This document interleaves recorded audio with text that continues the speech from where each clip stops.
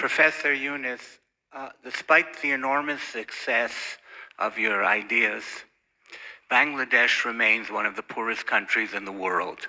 Why aren't the politicians and the businessmen of Bangladesh following up on your great success? Well, just a quick explanation is a previous question. Mindset takes time. Another one, Bangladesh doing pretty good. I mean, there are a lot of poor people. Bangladesh is a big country in terms of number of people. We are 160 million people. But Bangladesh is one of the lucky countries today who will be achieving all the 8 Millennium Development Goals by 2015. So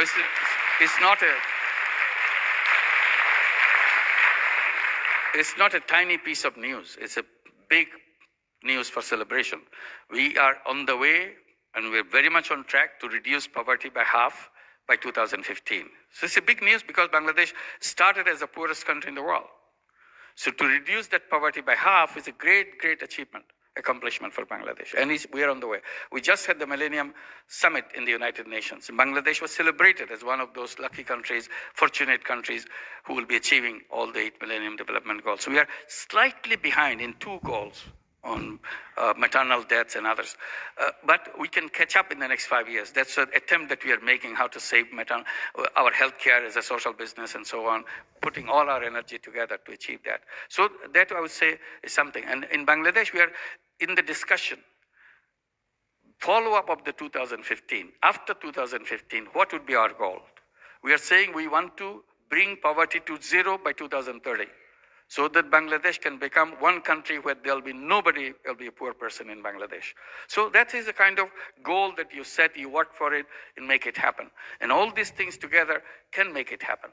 We'll be very close to achieving that, if not in 2030, maybe 2031, so that we can make it 0 poverty. So we are poor, but we are in the right direction, and our economy is growing pretty good, 6%, 7%, even during the financial crisis. So that way it's not bad either. We, as I said, it's a disaster-prone country.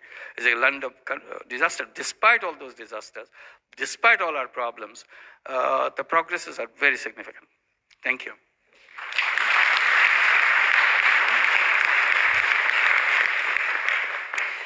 Yes, Dr. Yunus. I just have one thing got me curious. Did you receive any resistance from people wanting to use microcredit? No, not resistant because of microcredit as such.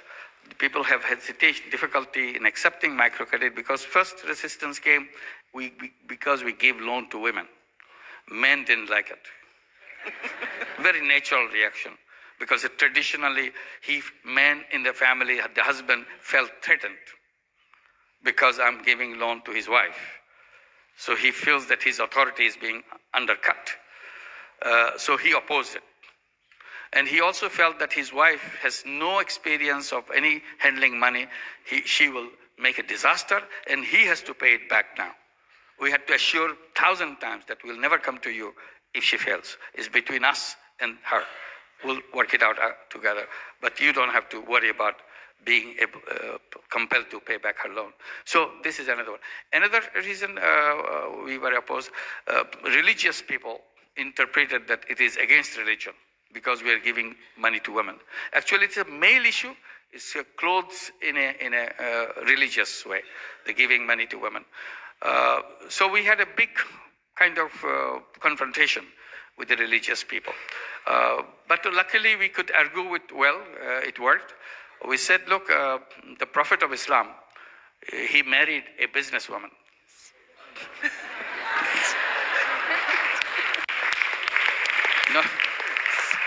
Not only he married a businesswoman, first he worked under her. She took a job. She took a job under her. Later, he married her. I said, if you want to be a good Muslim, you have to follow the footsteps of the great prophet. And you have to marry a businesswoman.